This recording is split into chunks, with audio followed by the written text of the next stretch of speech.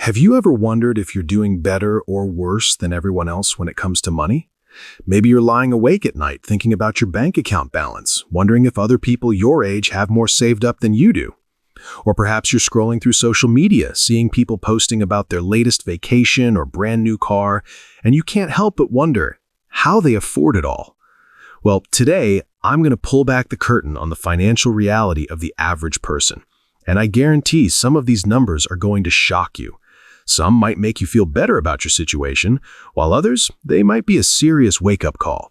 Either way, by the end of this video, you'll have a crystal clear picture of where you stand financially compared to everyone else. I am your Mr. Brother, and I help people understand money, personal finance, and building wealth. If you're interested in getting your finances on track and maybe even getting ahead of the pack, make sure to subscribe to the channel and hit the like button if this information helps you out. Now, before we dive into these eye-opening statistics, let me ask you something. When you think about the average person's financial situation, what comes to mind? Do you picture someone who has their act together, steadily building wealth, preparing for retirement, emergency fund locked and loaded? Or do you imagine someone who's basically living paycheck to paycheck, hoping everything works out in the end? The truth is, most of us have no idea what normal actually looks like when it comes to money. We make assumptions based on what we see around us, but the reality? It's often very different from what we imagine. And here's the thing that makes this whole topic so fascinating.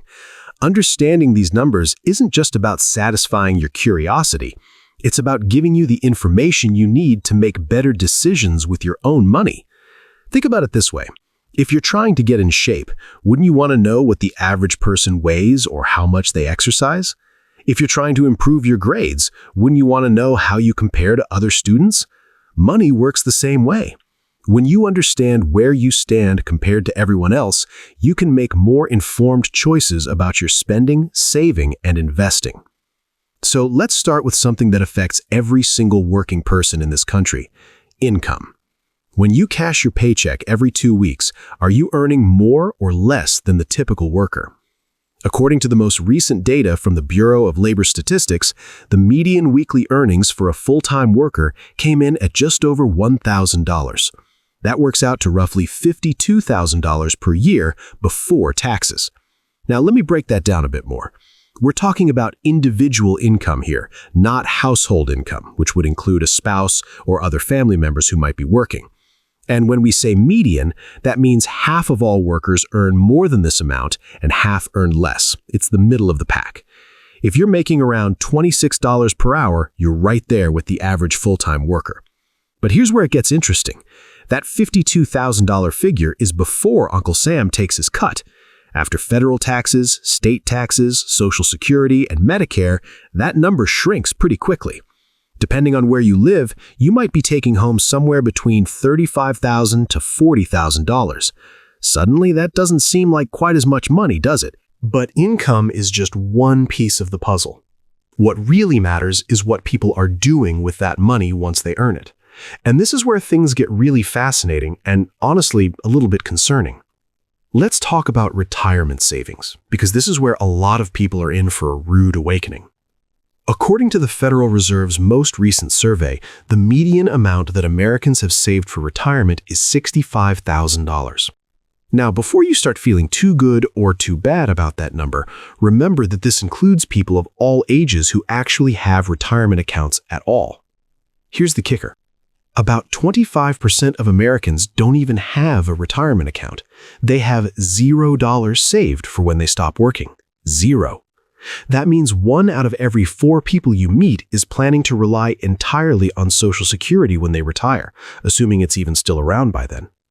For those who do have retirement savings, the numbers vary dramatically by age, and some of them are pretty alarming. People under 25 have a median balance of less than $2,000. Now, to be fair, if you're 23 years old and just starting your career, having $2,000 saved is actually not terrible, but it does highlight how important it is to start early. The 25 to 34 age group does a bit better, with a median balance of around $14,000. But even that amount seems pretty small when you consider that these are people who have been working for several years and should be hitting their stride financially. By the time we get to the 65 and older crowd, the median balance climbs to around $88,000. And while that might sound like a decent chunk of change, let's put it in perspective. If you retire with $88,000 and follow the traditional 4% withdrawal rule, you'd be able to pull out about $3,500 per year from your retirement accounts. That's less than $300 per month. Think about that for a second. Could you live on $300 per month in retirement? Even if you own your home outright and have no mortgage payment, $300 wouldn't cover your groceries, utilities, healthcare, and everything else you need to survive. This is why understanding these statistics is so important. If you're in your 20s, 30s, or 40s and you're looking at these retirement numbers, you should be having a serious conversation with yourself about whether you're saving enough, because the average person clearly isn't. Speaking of Social Security, since so many people are planning to rely on it heavily, let's look at what the average benefit actually provides. The Social Security Administration reports that the average monthly benefit is around $1,550. That's about $18,600 per year. Now, $18,000 might sound like it could be workable, especially if you don't have a mortgage payment. But remember, this is the average payment. If you had years where you didn't work or earned very little money, your benefit could be significantly lower than this. And if you're someone who never earned much during your working years, you might be looking at a Social Security check that's barely enough to keep the lights on. On the flip side, some people take a completely different approach to Social Security. They plan their retirement assuming they won't receive a dime from Social Security, treating any benefit they do receive as a bonus. But let's shift gears and talk about something that affects your day-to-day life right now: spending. How much does the average household actually spend each month? According to the Bureau of Labor Statistics, American households spend an average of about $5,577 per month. Over the course of a year, that adds up to roughly $67,000 in total spending. Now think about what this means. If the average household is spending $67,000 per year, they need to bring home at least that much just to break even. And remember, we're talking about take-home pay here, not gross income. So if you want to have any money left over for savings, investments, or building wealth, you need to be earning significantly more than $67,000 per year as a household. This spending breaks down into some pretty predictable categories, but the amounts might surprise you. The biggest chunk goes to housing, which shouldn't shock anyone who's ever paid rent or a mortgage. The average household spends about $1,885 per month on housing costs. That includes rent or mortgage payments, property taxes, insurance, utilities, and maintenance. $1,885 per month on housing. That's over $22,000 per year just to keep a roof over your head. And if you're living in a major city, you're probably laughing at how low that number sounds. In places like San Francisco or New York, $1,800 might get you a closet with a window if you're lucky. Food comes in as the second biggest expense, with the average household spending about $691 per month on groceries and dining out. That's over $8,000 per year just to keep everyone fed. And honestly, if you're spending less than $700 a month feeding your family, you're probably doing something right. Either that or you've mastered the art of living on ramen noodles and peanut butter sandwiches. Transportation eats up another $913 per month, which covers car payments, insurance, gas, maintenance, and public transportation. Nearly $11,000 per year just to get from point A to point B. And this is why some financial experts suggest that your housing and transportation costs combined shouldn't exceed 50% of your income. When you add up that $1,800 for housing and $900 for transportation, you're already at $2,700 per month, and we haven't even talked about anything else yet. Now let's dive into something that can make or break your financial future: credit scores. Most people know they should care about their credit score, but they might not know where they actually stand compared to everyone else. According to Experian, the average FICO score in America is 715, which is actually pretty solid. Credit scores range from 300 to 850, so 715 puts the average person in what's considered good credit territory. But here's what's interesting about this number. It means that a lot of people are doing at least some things right when it comes to managing their credit. They're generally paying their bills on time and keeping their debt levels reasonable. But don't let that 715 average fool you into thinking everyone has their credit situation figured out. There are still plenty of people walking around with scores in the 500s and 600s, wondering why they can't get approved for decent interest rates on anything. Your credit score affects everything from your mortgage rate to your car loan terms, and even some employers check credit scores before hiring. The good news is that maintaining a decent credit score isn't rocket science. Pay your bills on time, don't max out your credit cards, and avoid opening new credit accounts every time you want to save 10% at the checkout counter. It's really that simple. But somehow, a significant portion of the population still manages to mess it up. Speaking of credit, let's talk about the elephant in the room: credit card debt. This is where things get ugly fast. The average household is carrying over $9,000 in credit card debt. $9,000. That's not a car loan or a mortgage where you're buying something that holds value. That's $9,000 spent on stuff that's probably sitting in closets gathering dust or already thrown away. What makes this even more painful is the interest rates on credit cards. We're talking 15, 20, sometimes 25% or higher. If you're paying 20% interest on $9,000 in credit card debt, you're throwing away $1,800 per year just in interest payments. That's money that could be going toward building wealth, but instead it's making credit card companies rich. Here's the thing that really gets me about credit card debt. Most of it comes from buying things people don't actually need. Sure, sometimes people use credit cards for emergencies or unexpected expenses, but let's be honest. A lot of that $9,000 went toward clothes, electronics, dinners out, online shopping sprees, and impulse purchases that seemed like a good idea at the time. The solution is pretty straightforward, even if it's not always easy to implement. Pay off your credit card balances in full every single month.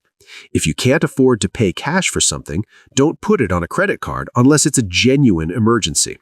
And if you're already carrying a balance, make paying it off your top financial priority, even before you start investing for retirement. There's no point in earning 7% in the stock market if you're paying 20% on credit card debt.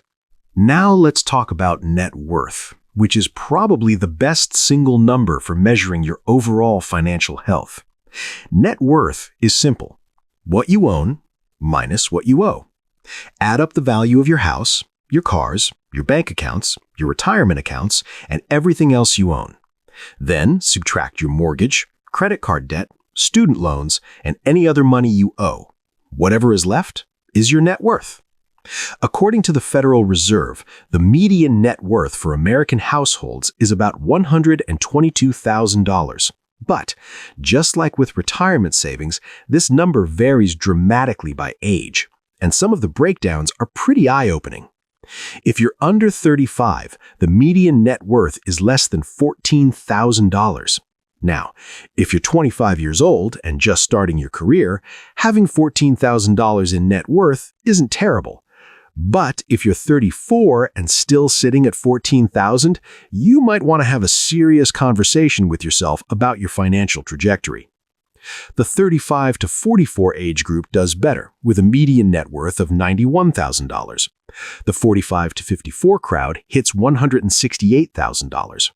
People between 55 and 64 have a median net worth of $212,000, and those 65 to 74 years old hit $266,000. Here's what I find fascinating about these numbers. They're actually pretty achievable for most people with decent incomes and some basic financial discipline. You don't need to be a stock market genius or start the next big tech company to hit these milestones. You just need to consistently spend less than you earn and invest the difference. But there's another side to this coin that we need to address: savings rates. How much of their income is the average person actually setting aside? The Bureau of Economic Analysis shows that Americans save about 6% of their income after taxes. 6%. That's it. Now, 6% might not sound terrible, but let's think about what this really means. If you're saving 6% of your income, and some of that needs to go towards short-term goals like buying a car or making a down payment on a house, there's not much left over for long-term wealth building. Consider this. The average down payment on a home is $62,000. The average kitchen renovation costs $26,000. A new car averages over $47,000. If you're only saving 6% of your income and you need to fund all these shorter-term goals, how much is actually making it into your retirement accounts? Most financial experts suggest saving at least 10 to 15% of your income specifically for retirement, and that's on top of whatever you're setting aside for other goals. If you want to retire early and not have to work until you're 70, you probably need to be saving even more than that. This brings us to something that might surprise you: retirement age. When do you think most people actually stop working? If you guessed 65, you'd be close, but not quite right. According to recent data, the average retirement age in America is 61. Now, that might sound pretty good at first. Who wouldn't want to retire at 61 and spend their golden years doing whatever they want? But here's the catch. Most people can't collect their full Social Security benefits until age 67. So if you're retiring at 61, you've got 6 years to bridge that gap somehow. And if your retirement savings look anything like those median numbers we talked about earlier, those 6 years might be pretty lean. Here's another way to think about it. If you start working at 22 and retire at 61, you've been in the workforce for 39 years. That's nearly 4 decades of getting up early, commuting to work, dealing with bosses, sitting in meetings, and doing whatever it is you do to earn a paycheck. After all that time, you finally get to retire with maybe $88,000 in your retirement account, which, we already established, gives you about $300 per month to live on. Does that sound like a good deal to you? Because honestly, it sounds like a pretty raw deal to me. But here's where it gets even interesting. The Social Security Administration says that someone who reaches age 65 can expect to live another 19 to 21 years. So if you retire at 61, you might have 25 years or more of retirement to fund. 25 years is a long time. That's longer than most people's entire career up to that point. And here's the question that should keep you up at night. How many of those 25 retirement years are you going to be healthy enough to actually enjoy? At 61, there's a decent chance you're still in good shape. But what about at 71 or 81? Time has a funny way of catching up with all of us, and the activities you can do at 65 might not be the same ones you can handle at 75. This is why understanding these financial statistics isn't just about satisfying curiosity. It's about recognizing that the average person's approach to money isn't working very well. When the typical American has less than $90,000 saved for retirement and is carrying $9,000 in credit card debt, something is seriously wrong with the picture. But here's the good news, and this is why I wanted to share all these numbers with you. Once you know what average looks like, it becomes pretty clear how to do better than average.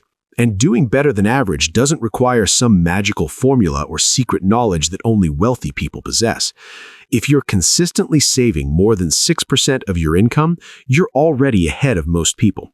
If you're avoiding credit card debt, you're way ahead of the game. If you understand what you're investing in and you're actually putting money into retirement accounts on a regular basis, you're lapping the competition. The reality is that most of these statistics are pretty achievable to beat with some basic financial discipline. You don't need to earn a 6-figure salary or inherit money from a rich relative. You just need to be more intentional about your money than the average person. And frankly, that bar is set pretty low. Think about it this way. If the average household is spending $5,500 per month and you can figure out how to live comfortably on $4,500 per month, you've just freed up $12,000 per year for savings and investments. Do that consistently for a few decades and you'll be in a completely different financial league than most of your peers. The same principle applies to all of these statistics. Beat the average by a little bit in multiple areas and the compound effect over time becomes massive. Earn a bit more than $52,000 per year, save more than 6%, avoid credit card debt, and invest consistently in low-cost index funds, and you'll retire with significantly more than $88,000. What I find most interesting about all of this is how these numbers reveal the gap between what people say they want and what they actually do. Everyone says they want financial security. Everyone says they want to retire comfortably. Everyone says they want to stop worrying about money, but the average person's behavior doesn't match up with these goals. Maybe that's because most people don't actually know what average looks like. Maybe they assume everyone else has their financial act together, so they don't feel any urgency to change their own habits. Or maybe they know they should be doing better, but they don't know where to start, or they think it's too late to make a difference. If you're watching this video and some of these statistics hit a little too close to home, don't panic. The fact that you're here, learning about money and trying to understand your financial situation already puts you ahead of a lot of people. Most folks never even take the time to figure out where they stand or what they need to do differently. The key is to use these numbers as motivation, not as an excuse to give up.